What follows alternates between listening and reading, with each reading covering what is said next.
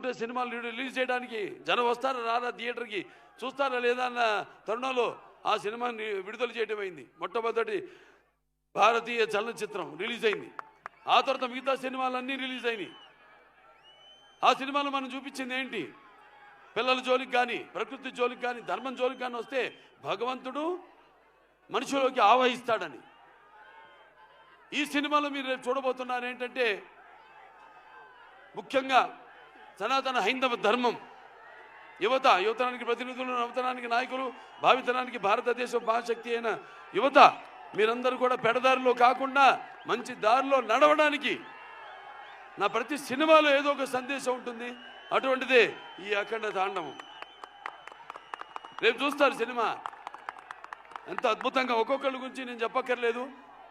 మా డైరెక్టర్ గారు ఉన్నారు, బోయపాటి శ్రీను గారు. మేము చేసిన 4వ సినిమా.